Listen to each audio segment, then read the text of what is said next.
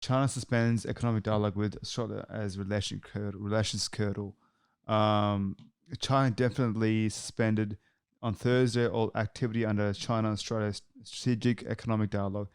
Its state economic planner said that latest setback from strained relations between two countries. Recently, some Australian Commonwealth Government officials launched a series of measures to disrupt the normal exchanges and cooperation between China and Australia out of the world Cold War mindset and ideological discrimination. So they cut ties. Yeah, basically cutting ties, yeah. I'll let you go first on this one. I think that's great. I feel like China. I mean, No. look, You can think it's great, look, bro. No. I just wanted to give a dramatic thing on it. Like, oh, what? So I know, like China, obviously we rely on them so heavily to bring in money for our country. Yes. And I do feel like we need to break that tie. But obviously if you break things too quickly, then your whole country could just go down to the ground. Yes. I think it's a good thing that Australia has taken a step forward. I don't know how big that step is because I don't know what exact ties they've broken. Though I feel like China just isn't a country I would like to be supporting economically anymore in that way. Because they bought so much of our land, they've bought so much from Australia and taken all of our resources and we're just handing it to them. So, yeah, I don't have much to say on that, but yeah. So you agree with the cutting ties with China itself? You know what? If it makes us a greater country, more reliant on ourselves, yes. Well, make Australia greater. Yeah. Well, I can support that. That's a nice slogan. I do agree with this statement. Do you agree with having a global village?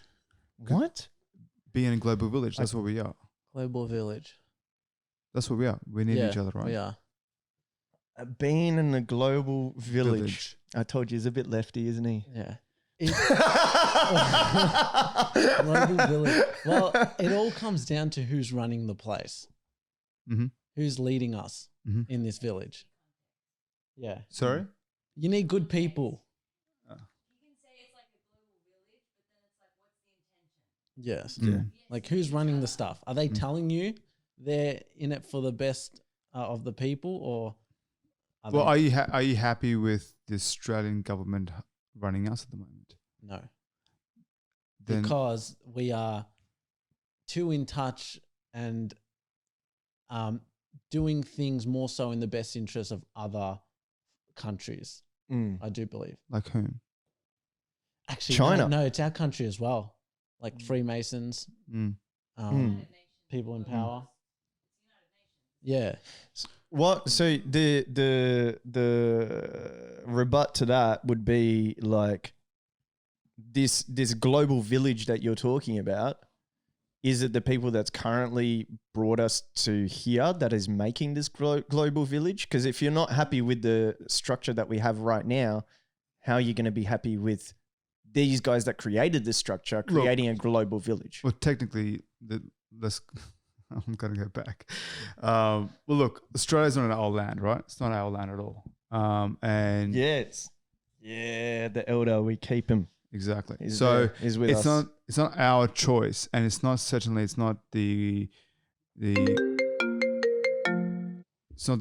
Caucasian society and the upper echelons of government's rights to tell what comes in and out of this land, right?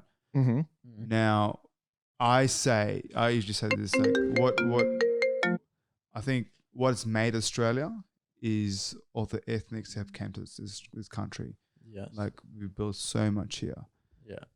There's nothing wrong with, and we need to be friends with people who are around it. And China is the biggest around us. America, not certainly going to help us. America just going to continue to bring their military people in Darwin's. What is that?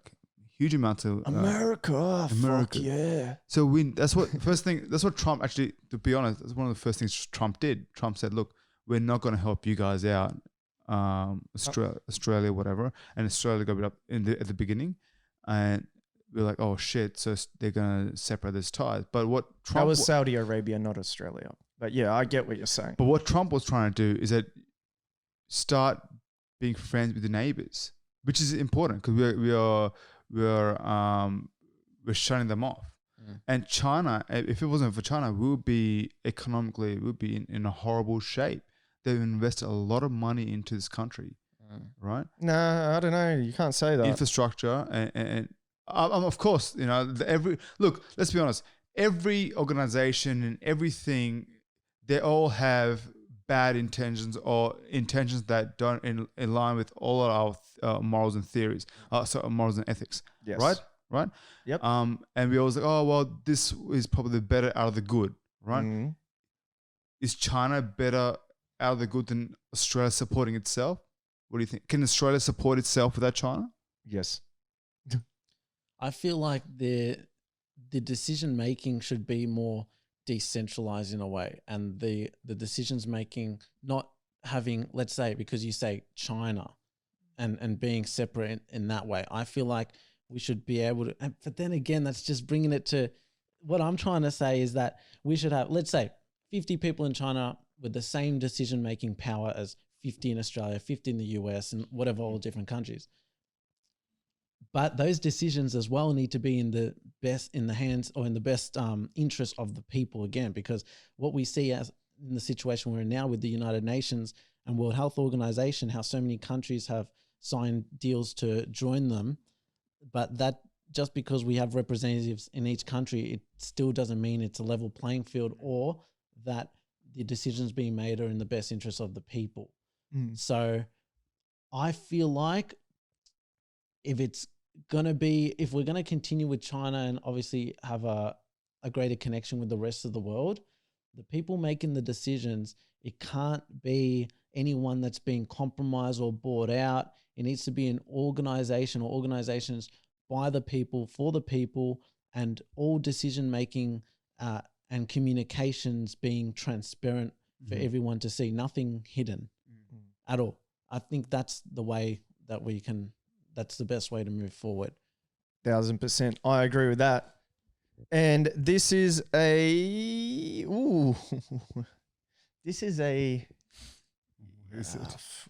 Okay. Fuck. This is a hard one. It's like I don't think we should suspend all economic dialogue.